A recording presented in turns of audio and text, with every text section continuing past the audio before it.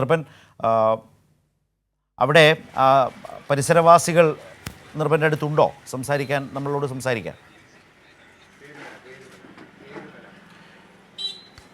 തീർച്ചയായും ശരത്ത്, ഈ പെരുമല നാടിനെ സംബന്ധിച്ചിടത്തോളം, ഗ്രാമത്തിനെ സംബന്ധിച്ചിടത്തോളം ഈ നടുക്കം ഇപ്പോഴും വിട്ടുമാറിയിട്ടില്ല. നമ്മളിപ്പോൾ നിൽക്കുന്നത് ഈ പെരുമലയിൽ തന്നെ ഈ കുറ്റകൃത്യം നടന്ന വീടിനടുത്തുള്ള ഒരു ചെറിയ ചായക്കടയുണ്ട്. ആ ചായക്കടയിലെ നിത്യ സന്ദർശകരായിരുന്നു ഈ രണ്ടുപേരും.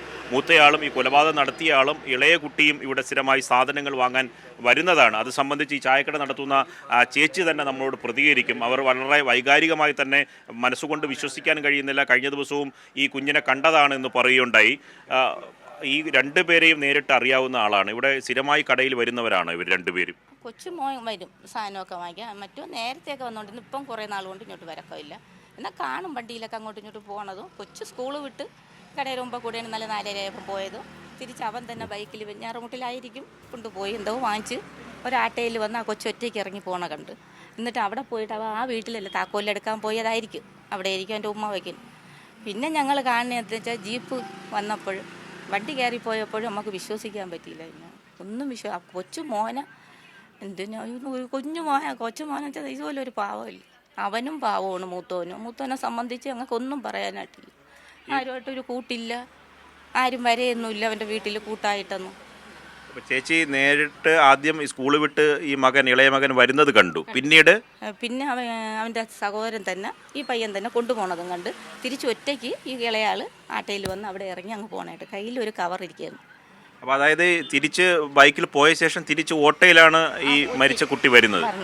ഒറ്റയ്ക്ക് വന്ന് ആട്ടയിൽ ഇറങ്ങി ആട്ടക്കാരനെ ടാറ്റയാക്കണുണ്ട്. ഞാൻ ഇവിടെ തന്നെ നിൽക്കുകയായിരുന്നു.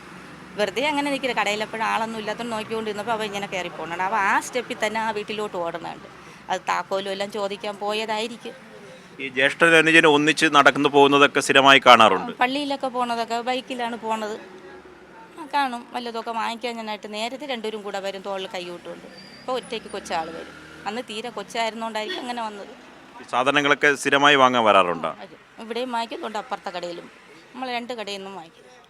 ഇപ്പം നമ്മൾ ഇത് പിന്നെ ആദ്യം കേൾക്കുമ്പോൾ തന്നെ ഒരു നടുക്കം ഉണ്ടായിരുന്നു. ആലോചിക്കുമ്പോൾ ഞങ്ങൾ ദൈവത്തിൻ്റെ പറഞ്ഞ കൊച്ചിൻ്റെ ആയുസ് കൊടുക്കണേന്നാണ് ഞാൻ പറഞ്ഞത്.